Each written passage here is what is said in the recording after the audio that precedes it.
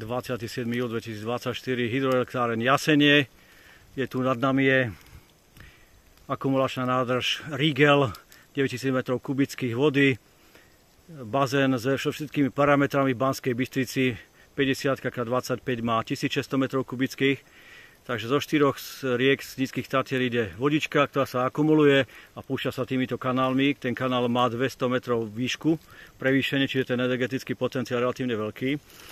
Asi aj teraz používa sa tu nejaká peltonová turbína, ktorá je ideálna na také nízke prietoky a vysoký spád.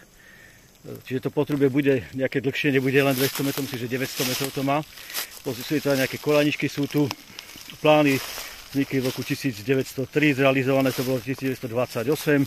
Pracovali na tomto diele aj zajatci z prvej svetovej vojny. Viaže sa aj nejaký príbeh z čias Slovenského národného povstania, ako pomáhali partizánom a ako sa obetovala jedna žena, ale to by ste tomu neverili naozaj, ako pomohla partizánom a čo sa stalo potom. To je na niekedy inokedy, alebo napíšem do odkazu tohto videa, čiže mám aj záznam z vnútraška tohto zariadenia. Pozrieme sa dole nižšie, trošku drobnú prestávku si dáme.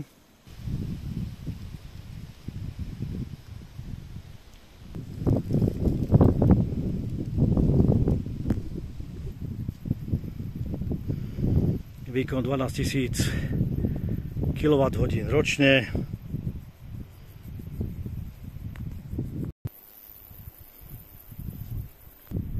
Tak aj takto to sa môže pozrieť. Aha. Tak hore je nádrž Rigel, ešte raz 9000 m3, voda z 3, niekedy aj zo 4 potokov.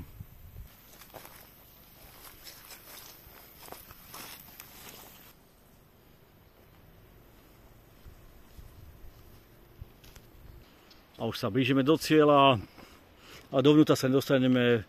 Zázrak zvnútra už mám asi 8 rokov, tak sa pozrite aj dnu, ako to vyzerá.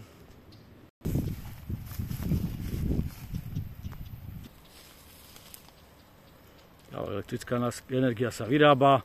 Zistíme, že rúra je 800, priemer 800 mm.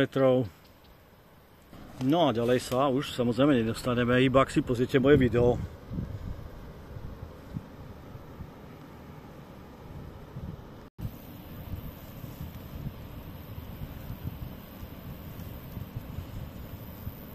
No, bohužiaľ to už celé.